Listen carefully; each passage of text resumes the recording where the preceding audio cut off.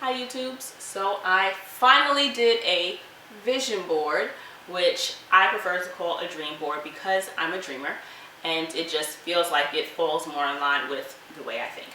So I want to start off by saying that this is ultimately what I would want to accomplish for the year.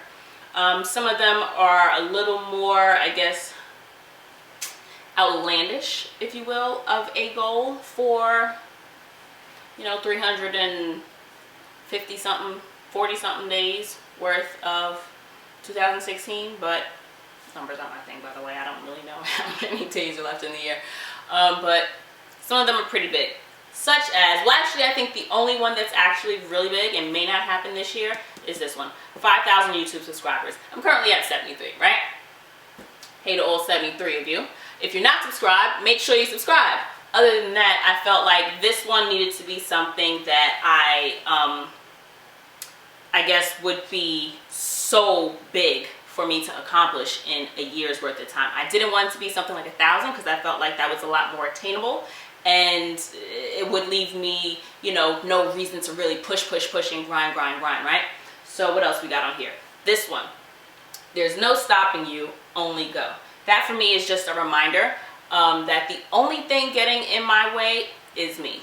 You're not getting in my way, my neighbors aren't getting in my way, my boss isn't getting in my way, my employees aren't getting in my way, just me is getting in my way. Nothing is stopping me from doing what I want to do except for myself.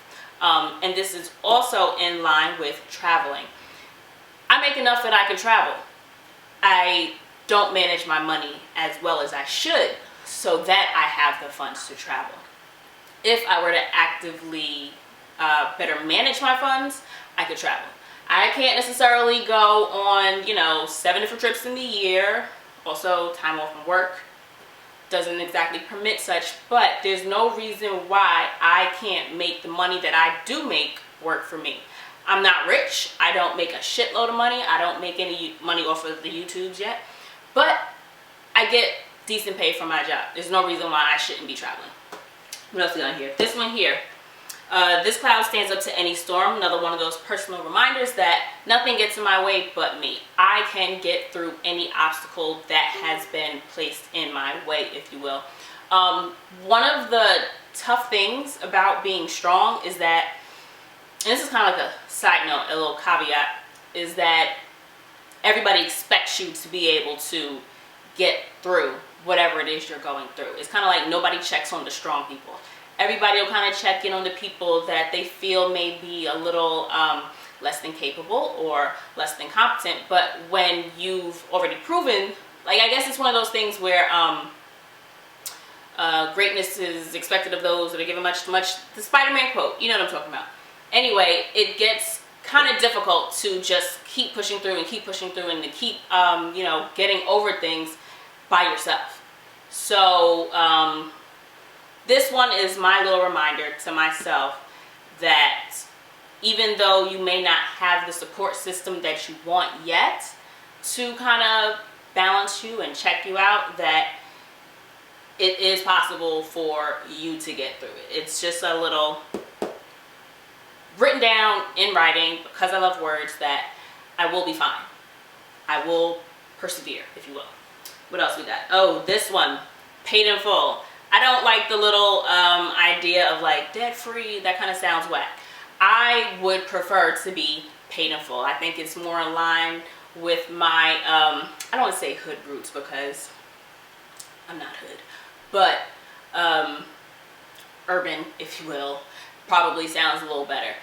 I just like the idea of paid in full better because we all know the movie Paid in Full with my man Cam, and it's great cinema classic work. But I like the idea of this version as opposed to debt-free because it implies that I did the work to get to this position versus debt-free. You could be born with a silver spoon in your mouth and be debt-free. You didn't do shit for that. But paid in full, I did that. I did that. Yeah? We get it now. All right, what else we got on here? This is a TED stage. I don't know if you'll be able to see it from here. I am a huge TED Talk fan. I follow quite a few of the different TED podcasts, whether it be the TED Radio Hour, whether it's the TED Education, TED Business, TED Creative, whatever. I just love TED Talks. One day, I would love to be a TED speaker. I don't know what in the hell I would speak on, but it would be a dream come true to be on that TED stage. I guess more realistically, within 2016, I would love to actually go to a TED Talk and see a TED speaker in person. This one here, really truly believe in yourself. I don't really think it's going to focus and clear itself up, but for me, this one is more of a reminder, if you will, to actively do things that show that you believe in yourself. It's one thing to say that you believe in yourself. It's one thing to think that you believe in yourself. But it's another thing when your actions fall in line with those beliefs of you believing in yourself. I would have to say that I think and truly believe that you don't really believe in yourself if it doesn't, I guess, outwardly shine, if you will. If people looking at you can't see that woman believes in herself, then you don't believe in yourself. It's kind of like one of those things where if you're, I guess, a stereotypical good Christian, where people can say that they see the God in you.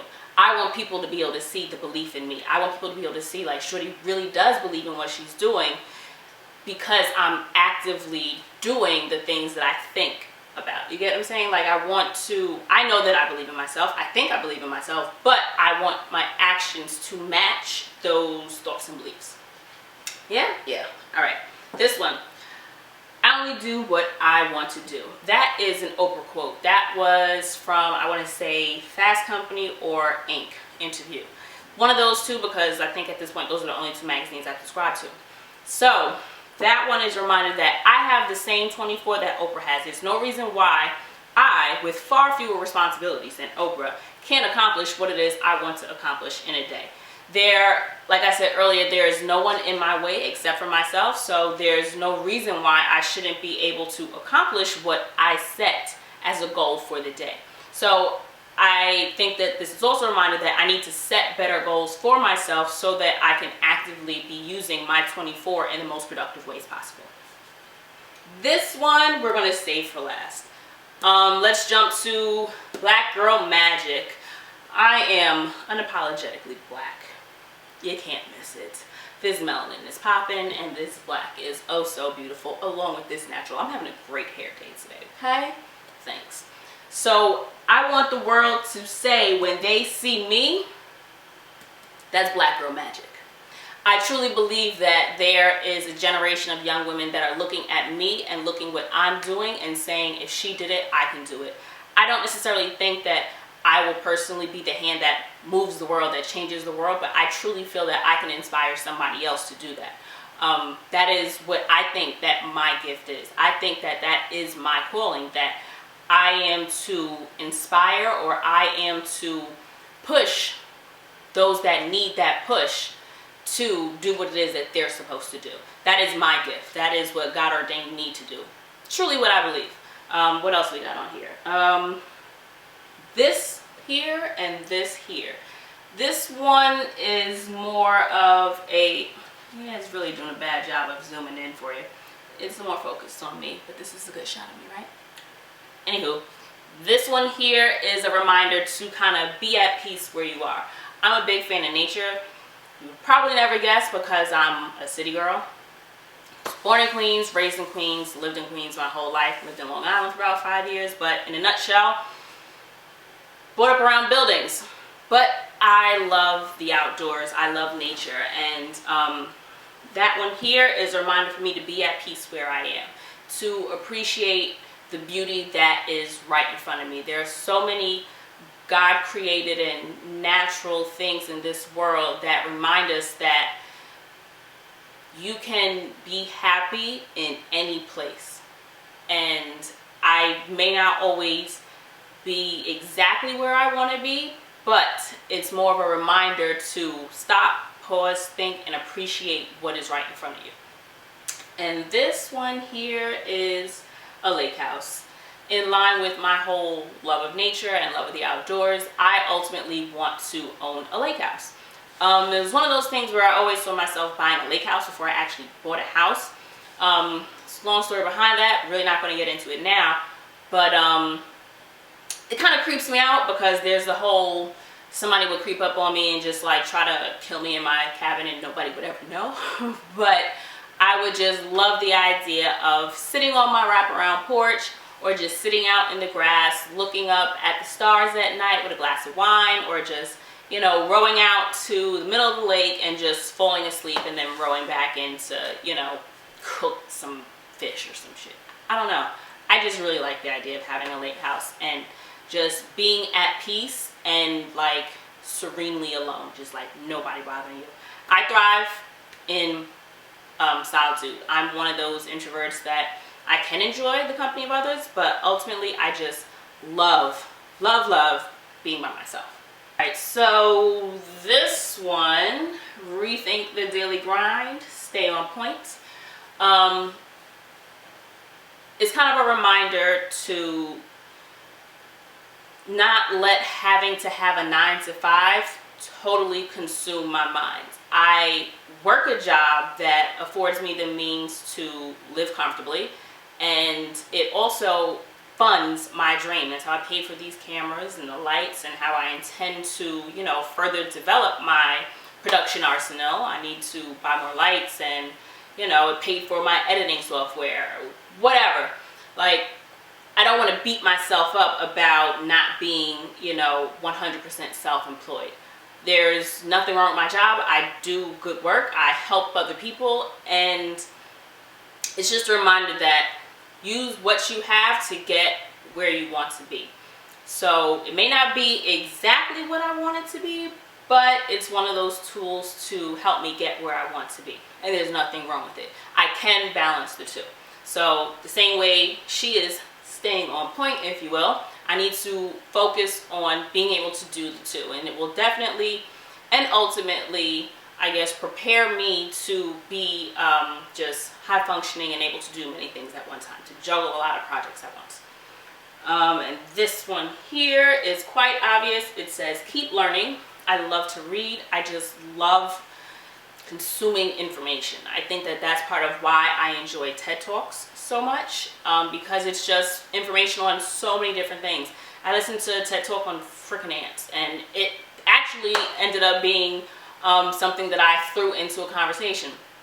It's incredible what you can consume and what you can take in when you just make yourself interested in a bunch of different topics. And there's a quote that kind of says the man that's well read is like well versed, or something like that. Essentially, when you just consume a lot of different information, you have the ability to talk about a lot of different things. And I think that that's a great trait for everybody to have. Did we get everything? Oh, this one of Misty Copeland is just because she's a fucking badass. I love Misty Copeland. And I gotta say that she is a personal hero of mine, because when I was a dancer, I danced for 20-something odd years of my life. And I have to say that when I was younger, I hated being called a ballerina, because for me, I kind of felt like people were trying to say that I was trying to be a white girl, or that I was trying to, you know, emulate whiteness.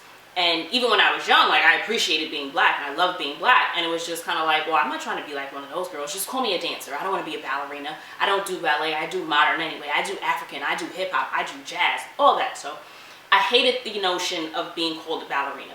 And that's because I didn't see myself as a ballerina. The only ballerinas I saw were blonde hair whose hair neatly fit in a bun, and, you know, flesh tone was pink.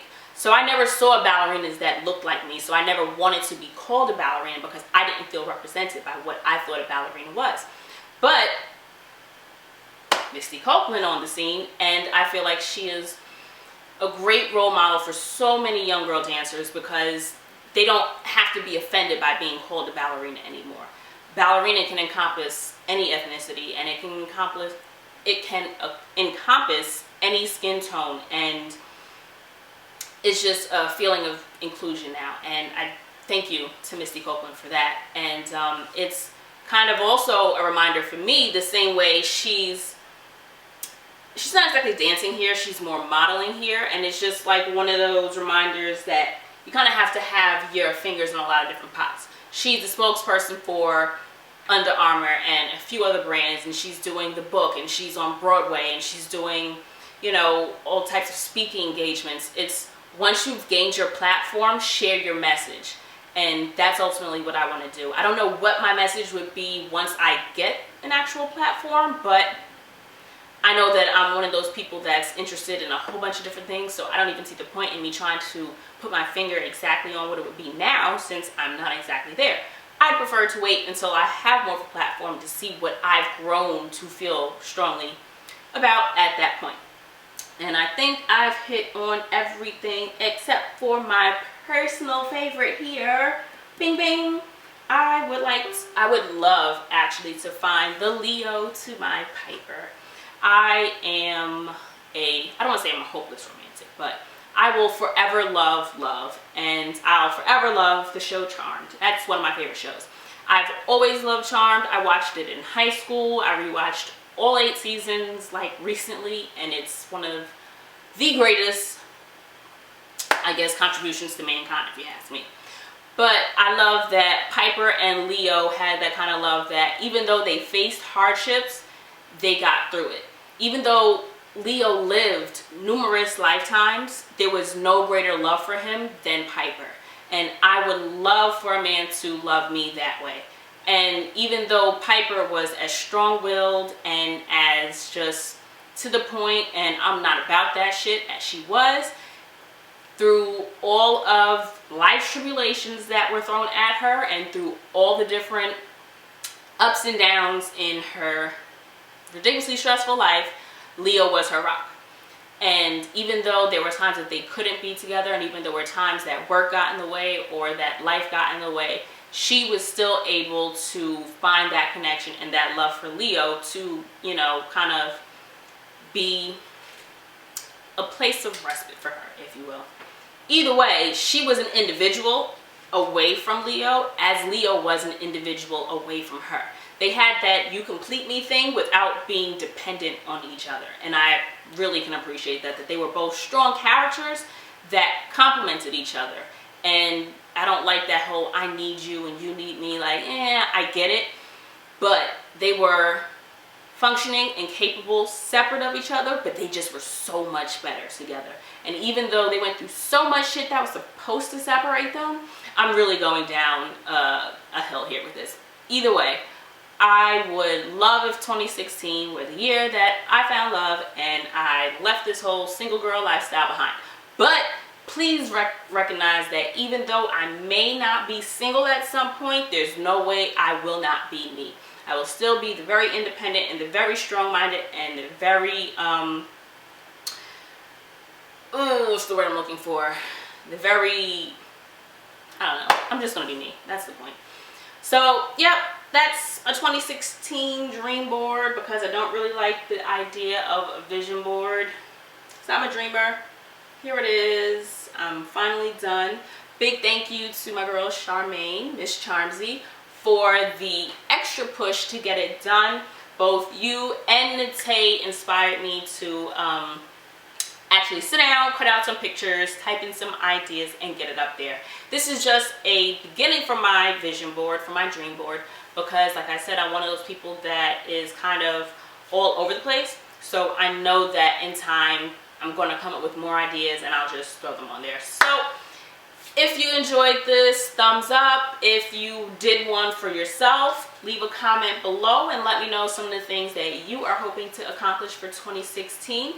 Until then, guys, catch you on the flip side. Don't forget to subscribe. Bye, guys.